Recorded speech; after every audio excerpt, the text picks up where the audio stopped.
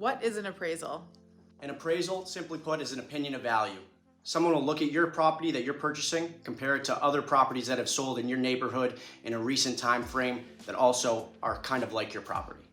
Okay, Adam, so you told us what an appraisal was. Let's unpack that. Let's unpack it. Let's do it. So who does the appraisal?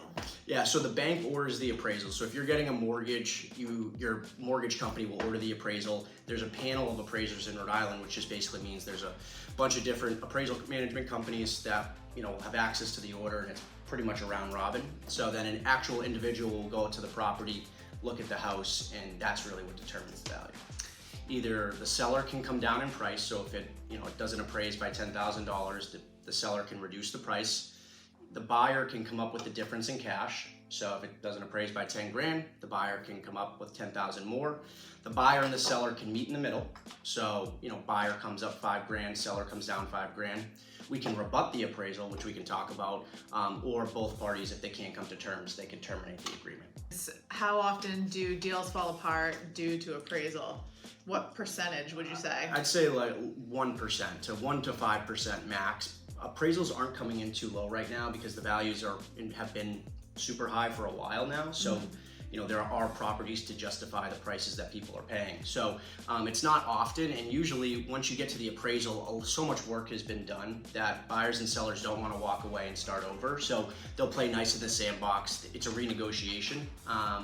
So it can obviously fall apart, but most times the parties want to make it work. So, one side will give a little and the other side will give a little, and they'll make it work.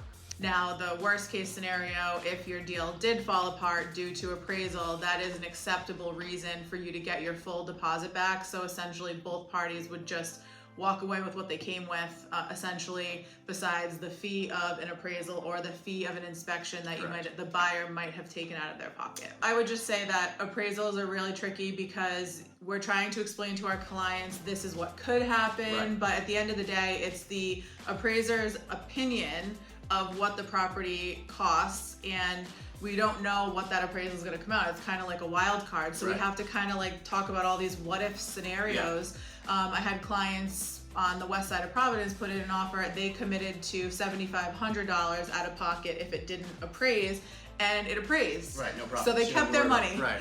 Yeah, so if you have any further questions about the appraisal contingency or about appraisal gap coverage, please don't hesitate to reach out to either one of us so we can further explain it to you. Thanks, guys.